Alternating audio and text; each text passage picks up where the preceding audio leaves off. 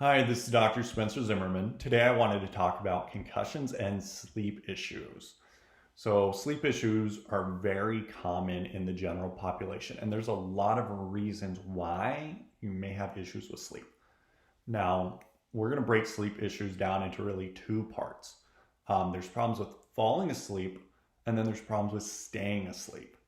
Now, one of the things we routinely see with concussions is problems with either falling asleep or staying asleep or both.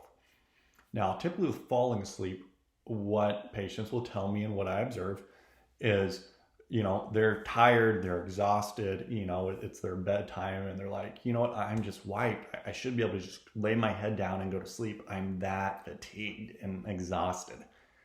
But instead of that happening, as they lay down, they start noticing their mind starts racing, and they're like, I'm trying not to think. I'm really just trying to sleep. But now my mind just starts going and going and going. So one of the things that happens with concussions is our brain, there's kind of a go part, and then there's a shut down, rest, and digest part. Now that rest and digest part should control that go part.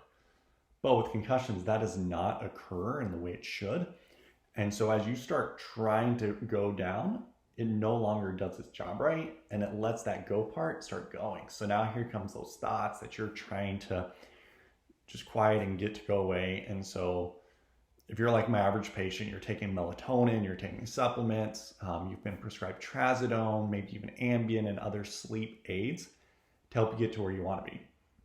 Now that's one part of the sleep conundrum that occurs with concussions and head injuries. The other part is problems staying asleep through the night. So let's say you're able to actually go to sleep pretty well. Now you're waking up frequently. You may be waking up every 2 hours or 3 hours. And depending on how your sleep is, you can go back to sleep sooner or it takes you a bit more time.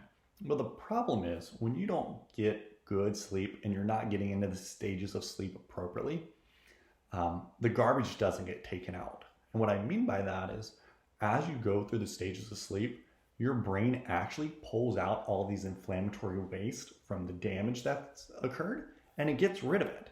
Now, if you're not getting the proper sleep, it makes that near impossible to do. And it acts as a very big hindrance in your recovery.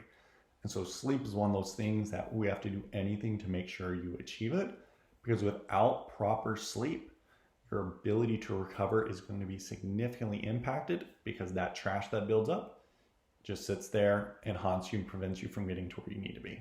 So if you found this video helpful, please give us a like, share it with someone you know, or tag a friend.